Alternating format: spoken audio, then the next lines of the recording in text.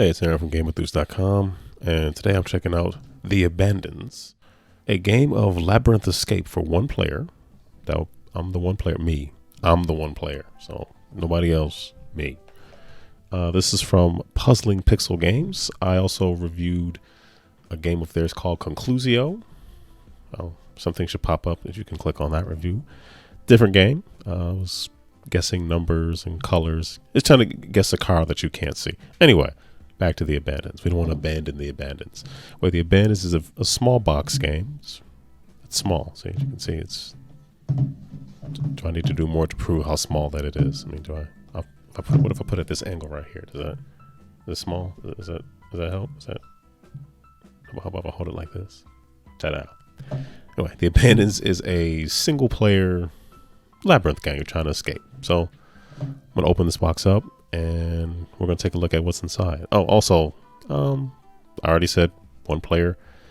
Time estimate 5 to 15 minutes. Fairly quick. And for ages 14 and up. So, yeah. 50 cards and a rule book. And a very ominous looking face on top of like this temple thing. Yeah, I wouldn't go in there. I'm good. I just walk around. I just find is there a path around the scary stuff? There isn't. We gonna die. Anyway, let's get into this box. In the box, we have a short and succinct instruction manual booklet rule guide thing. A lot of nouns there. We also have the labyrinth cards, many of which have a hand indicating how you enter, and then options with which to leave it. I pulled out some of the special cards. For example, this is the card that you would begin. You'd start off, you are entering into the labyrinth in this card.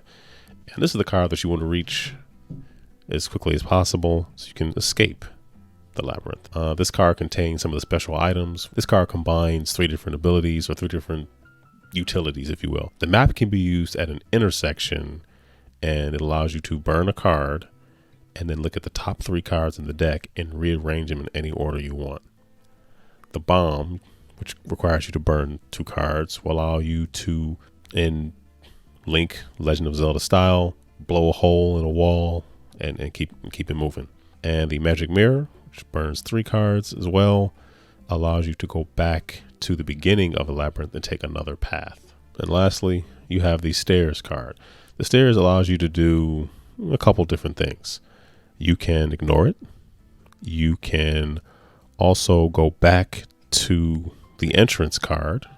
It's the entrance card, and essentially just cover it up and sort of start fresh. I think there's 8 dead end cards in the game. So if you reach a dead end, meaning there's only a way in and no way out, as I said earlier, you can, if you have a bomb, you can always bomb your way through it and keep playing.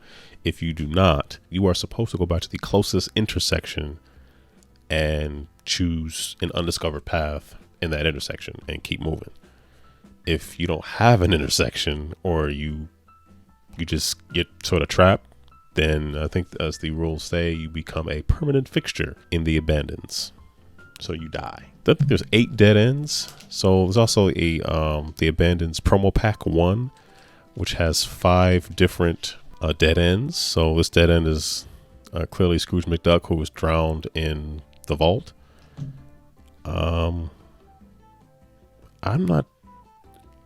This is like an ink blot test. Like I can see a face at the top and a face at the middle. There's a lot going on there.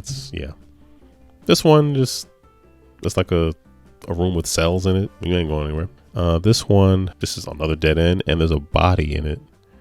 What is it holding? It's like a court jester or something. Somebody who did something wrong and failed. And this one looks like there's like a Hydra in it, or the name of one of the first 2 bosses in The Legend of Zelda, or just a Hydra. I don't know. I see the little sword there. I think of Legend of Zelda. So, although it would be like this Link would be fighting it.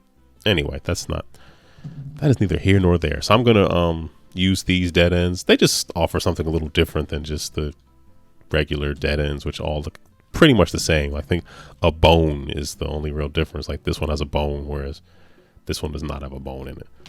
So I'm just going to insert these 5 into the game. and we will keep it moving. 1, 2, 3, 4, 5. So I'll remove these 5 and then insert these dead ends. Keep in mind, dead ends are not what you want. I'm going to leave out the entrance and the exit. I have the stairs, and there's several of these map cards. So what you really want to do is, because the exit is on the bottom of the deck, you're trying to find ways to burn as many cards as possible. Also realizing that if you haven't come across dead ends and things you don't want to see, you know, maybe burning to the end means you'll be encountering those things a little bit sooner. So something to think about. Deck is supposedly shuffled. I'm going to keep my entrance card down here. The exit always goes at the bottom. The deck will go up here. I'll put the rules up there, and we begin. So I'm going to flip over. Oh, also the diamond color on the card, that is an indicator of how many cards you need in order to proceed. So this one just means you just flip over one card and then adjoin it to here. If it had a 2, I would discard a card and then take the second card and add it as a room to my labyrinth. Okay, wow. So the first thing I see is a set of stairs. That's a first. So yeah, I'll just go ahead and put that on top. Just no real difference because I just started, so that's weird. Okay, so we have a room here, and you follow where sort of the red hand is pointing. So that means I need to burn 5 cards. That's good. 1, 2, 3, 4, and then the 5th will be added to my labyrinth. Okay, let's put these up here. Okay, so now I'm adding one room there. Wow, stairs again. I don't have any intersections. It's pretty much just going straight. So I'll just dump that one and draw another card. Oh boy. Wow. Grand opening, grand closing. I have a dead end and no intersections whatsoever. So that means I would lose immediately. That's terrible. Look away. All right. Would you look at that? The dead end just disappeared. Normally that would be the end of the game, but that kind of makes this very, very anticlimactic. Funny, as you're probably laughing at my expense. All right, so I can dump 1 card or use 2. I want to get to the end, so I'm going to go for 2. And we have another dead end. So look at that. Okay. So this is a dead end, which means I'm going to have to, thank God I have an intersection. Now I can go to this side. So now I'll go to this side. Hey, more options. All right, so dump that over there and take the second card. And another dead end. Wow. This is just not working out for me. But I have an intersection. I have one over here. And wow, yep, another dead end. How is this happening? Why are all the dead ends together? What have I done? I shuffled. I meant well. I shuffled. I don't. Why? All right, for the sake of continuing on, I'm going to just pretend that didn't happen. I'm also going to pretend that this one didn't happen because I can do that. Normally the game will be over. All right, let's continue on. I'm going to dump 2 and take a third because you want to get rid of the cards as fast as possible. Okay, so I can't go back here because that's crazy talk, but I want to continue on. Okay, I thought it was a dead end again. Jeez. Very linear. A lot of dead ends and linearity here. Okay, now we're going to go up this way. It's going to hold on to the deck now. And there we have another dead end. But if I trace back, I do have 2 other exits. So I'm going to dump 1. And another dead end. What is with all these dead ends? Should remove some of these dead ends. Oh, one thing I did forget to show was this Eye of Sauron looking thing. This can be used to kind of show where you are.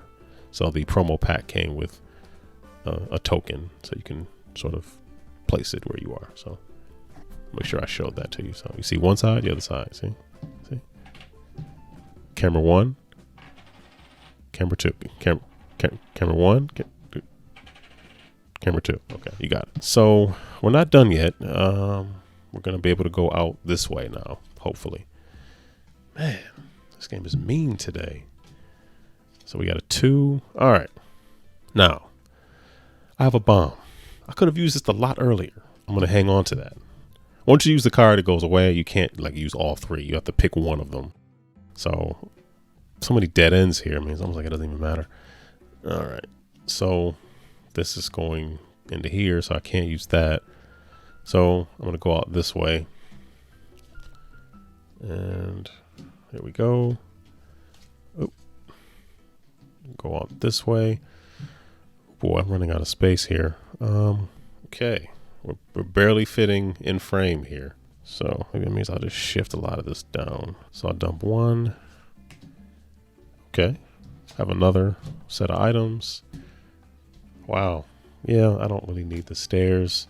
Dump 6 cars off that one thing. I don't know if I'm supposed to do that or not, but I'm doing it. All right. Only have 1 there. Okay, another item. Okay, bring on the the dead ends. And oh, I did not. Wow, all 4. And of course, we're going up. So we're gonna loop back around over here. So pretend I walked here, and then so now we're back. Now we're back over here. So I came in this way. So now I'm gonna go up. And 1. Okay. Wow. Look at that. And we're going up again. And we made it. Now, of course, I went like this and then conveniently went back up this way. But that is the abandons. I really wish a lot of these items would have come up earlier in the game. That would have been very useful to have been able to use those bombs to... Oh, the bombs, or I guess for the maps with which to rearrange cards. So of course I didn't get to show any of that stuff, but you get an idea of what you could do. You use, you burn a card, use a map, or use a magic mirror. You get into a weird situation, burn 3 cards. Sure, you go back to the beginning, but where would I even go? Because the beginning of the game was very linear. Oh, I guess I would go here because this is the only way I can branch off of that one. Interesting. I guess when I got here, I could have gone this way too. Oh well, that is the abandons. That's pretty much how it plays, but you'll probably do better than I did. The abandons. The abandons is a fairly simple game. You lay out cards. You're trying to do your best to escape from this labyrinth. It's dark. It's dank. For what's supposed to be like a dank, maze-like cavern, the art fits. It's dark. I'm hoping it can really be seen on this video because it's consistent. It's pretty dark and dank, and it's not a happy place to be in. It's simple. It plays really quickly. You just saw me run through a game. It would have been a really short game, but I sort of, took some liberties. My initial play of it, I thought it was okay. My initial play, I was like, yeah, this is fine. And clearly this is not something you're running to play every day. But having played it a couple more times and just now, once again, I like it. It is fun. It's not gonna bend your brain. It's not, solo mode of one of your favorite deck builders or engine builders or anything like that. That's not what it's trying to be. It's simple. It's compact. You just want, have your brain do a little something other than like watch the paint dry or watch someone else watching paint dry. That's what this game is for. That being said, sometimes people think about the travel factor, the airplane factor of a game. The travel factor is there in terms of the size of the box, but the game does spread out. So it does score points for, hey, you can bring this somewhere. It's small. You do need a decent amount of space. Not a ton. You need a decent amount of space to lay it out and actually play it. So I'm taking Amtrak for 3 hours, or I'm only on this airplane. Might not work. Despite not being wild with the game initially, the game has grown on me. I think it's fun. I might actually just run through another game after I finish recording this. So that should tell you something. Anyway, thank you for watching. Take care. Watch a video. Leave a comment. Share. Wear a mask. Be nice to people. Take care. Be blessed.